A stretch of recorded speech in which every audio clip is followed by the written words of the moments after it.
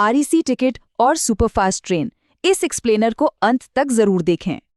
तो चलिए आज बात करते हैं भारतीय रेलवे से जुड़े दो बहुत ही आम लेकिन परेशान करने वाले सवालों की। पहला सवाल तो आरएसी टिकट को लेकर है कि भाई जब सीट आधी मिलती है तो पैसा पूरा क्यों लिया जाता है ना सोचने वाली बात।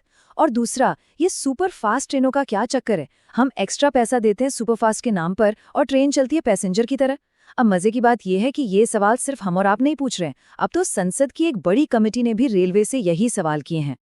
तो चलिए सबसे पहले आरएसी टिकट वाली इस गुत्थी को सुलझाते हैं। मतलब ये एक ऐसी सिचुएशन है ना जिससे शायद हम में से कई लोग गुजरे होंगे। पैसा तो पूरा दे दिया लेकिन सुविधा मिली सिर्फ आधी। अब हुआ ये है कि पार्लियामेंट की एक स्टैंडिंग कमेटी ने रेलवे पर अपनी एक रिपोर्ट पेश की है और इसमें सबसे कमाल की बात यह है कि कमेटी ने हम सबकी इन शिकायतों को, इन परेशानियों को बहुत ही सीरियसली लिया है। उन्होंने रेलवे के पूरे सिस्टम पर ही बड़े तीखे सवाल खड़े कर दिए हैं। तो ये आरएसी का पूरा गणित है क्या? देखिए, मामला बड़ा सीधा है। एक तरफ आप हैं यात्री जो पूरे बर्थ का किराया दे रहे हैं और मन में एक उम्मीद भी है कि चलो शायद आगे जाकर सीट कंफर्म हो जाए। लेकिन दूसरी तरफ आपको मिलता क्या है? बैठने के लिए एक शेयरिंग वाली जगह। मतलब टेक्निकली तो सिर्फ आधी बर्थ ही मिली ना। और सुनिए, इस पर कमेटी ने बिल्कुल साफ साफ दो टूक शब्दों में कहा है। अपनी रिपोर्ट में उन्होंने इसे यात्रियों के साथ अन्यायपूर्ण बताया है।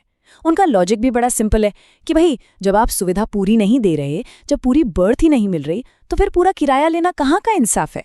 किसी भी हिसाब से ये सही नहीं है। अच्छा, चलिए अब आते हैं दूसरी बड़ी प्रॉब्लम पर, यानी सुपरफास्ट ट्रेनों का सच।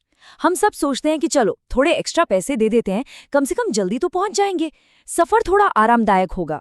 पर सवाल ये है कि क्या सच में हमें वो स्पीड मिल भी रही है जिसके लिए हम एक्स्ट्रा पेमेंट कर रहे हैं? तो पहले ये समझ लेते हैं कि रेलवे की किताबों में सुपरफास्ट ट्रेन होती क्या है। देखिए, नियम ये कहता है कि कोई भी ट्रेन जिसकी एवरेज स्पीड 55 किलोमीटर प्रति घंटा या उससे ज्यादा हो, उसे सुपरफास्ट का टैग मिल सकता है। और बस इसी टैग के नाम पर हमसे और आपसे एक सुपरफास्ट सरचार्ज वसूला जाता है। अब ये जो 55 किलोमीटर प्रति घंटे का नंबर है ना, इसे जरा याद रखिएगा, ये बहुत जरूरी है। अब देखिए ये नंबर 1 2 3, ये कोई रैंडम नंबर नहीं है। ये उन सुपरफास्ट ट्रेन्स की गिनती है जो पार्लियामेंट्री कमेटी की रिपोर्ट के मुताबिक रेलवे के अपने ही बनाए हुए 55 किलोमीटर प्रति घंटे के स्टैंडर्ड को भी पूरा नहीं कर पा रहे। सोचिए, मतलब आप इस प्रॉब्लम का स्केल समझिए। देश में कुल 478 सुपरफास्ट ट्रेनें हैं और उनमें से 123 ट्रेनें, यानी 1/4 से भी ज्यादा, उस स्पीड पर चली नहीं रही जिसके लिए हम एक्स्ट्रा पैसा दे रहे हैं। तो सवाल तो सीधा और साफ है ना कि जब ट्रेन सुपरफास्ट है ही नहीं, तो फिर ये सुपरफास्ट सरचार्ज किस बात का? और सुनिए, बात यहीं खत्म नहीं होती। कमेटी ने तो ये तक कह दिया कि ये जो 55 किलोमीटर प्रति घंटे की लिमिट है ना, ये तो खुद ही बहुत पुरानी हो चुकी है। ये 2007 में सेट की गई थी। आज के ज़माने में ये स्पीड कुछ भी नहीं है। उन्होंने चीन और जापान जैसे देशों का नाम लेकर बताया कि दुनिया कहाँ से कहाँ पहुँच गई है और हमारी ट्रेनें अभी भी पुराने स्टैंडर्ड पर ही अटकी हैं।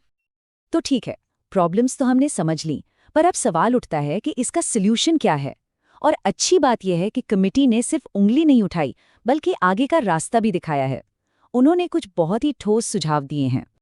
कमेटी ने मेनली 3 बड़ी सिफारिशें की हैं।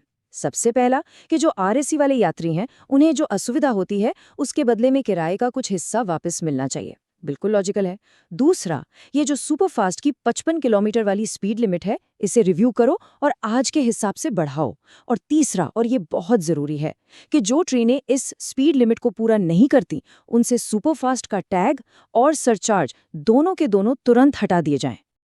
तो अब कमेटी ने तो अपना काम कर दिया है। रिपोर्ट और सारे सुझाव सरकार को सौंप दिए गए हैं।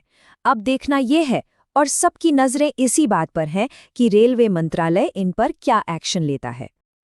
तो अब सबसे बड़ा सवाल यही बचता है, क्या भारतीय रेलवे इन सिफारिशों पर अमल करेगा? क्या आरएसी टिकट वालों को कोई राहत मिलेगी? क्या हमारी सुपरफास्ट ट्रेनें वाकई में सुपरफास्ट बनेंगी? देखिए, जवाब तो खैर वक्त ही देगा, लेकिन इतना तो तय है कि एक बहुत ज़रूरी बहस की शुरुआत हो चुकी है। ऐसी ही जानकारी के लिए सब्सक्राइब कीजिए ऑल कैन स्टडी को। Thank you. चलिए नेक्स्ट एक्सप्लेनर पर मिलते हैं।